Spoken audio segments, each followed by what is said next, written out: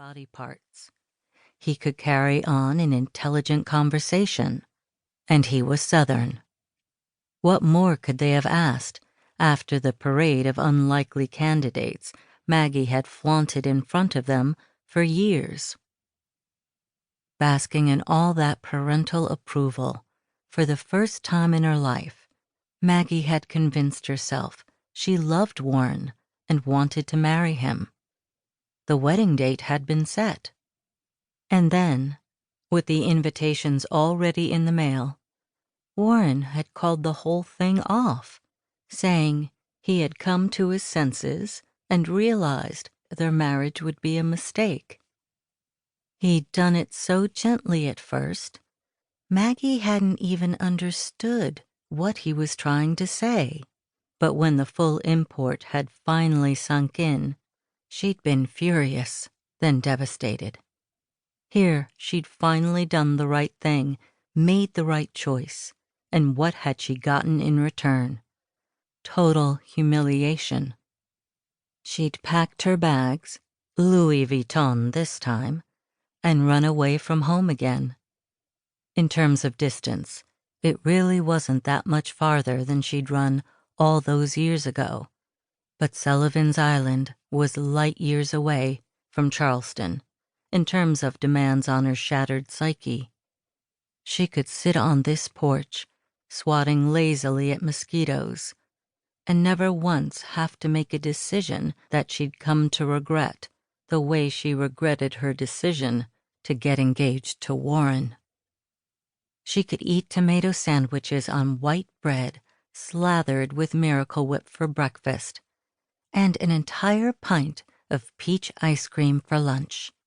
She could play the radio at top volume and dance around the living room at any hour of the day or night, if she could summon the energy for it. She could go for a swim without waiting a whole hour after eating, and she could track sand through the house if she felt like it.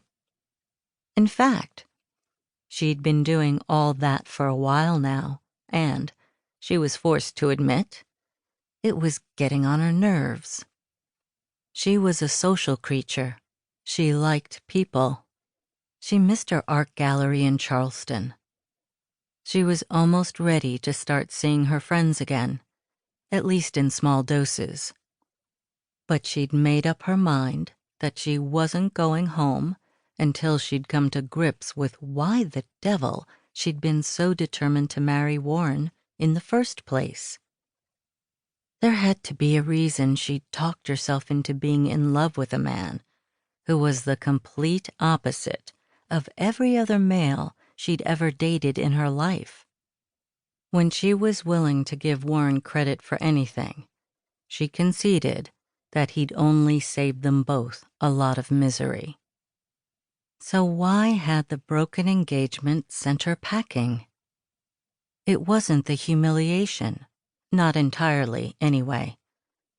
Maggie had never given two figs what anyone thought of her, unlike her mother, who obsessed about everyone's opinion and had been horrified by her daughter's broken engagement. It certainly wasn't a broken heart. Her ego might have been a little bruised, but her heart had been just fine. In fact, in a very short time, she'd found herself breathing a sigh of relief. Not that she intended to admit that to Warren. Let the man squirm. So, if it wasn't her heart or her pride that had been wounded, what was it? Maybe nothing more than watching a last desperate dream crash at her feet, leaving her with no more dreams, no more options. On that disturbing note, Maggie dragged herself out of the rocker and went inside to retrieve another pint of ice cream, chocolate chip this time, from the freezer. At this rate, she'd be the size of a blimp by the time she decided to go back to Charleston. She shrugged off the possibility and dipped her spoon into the decadent treat. If she never intended to date again, what difference did it make if she was the size of a truck or a blimp?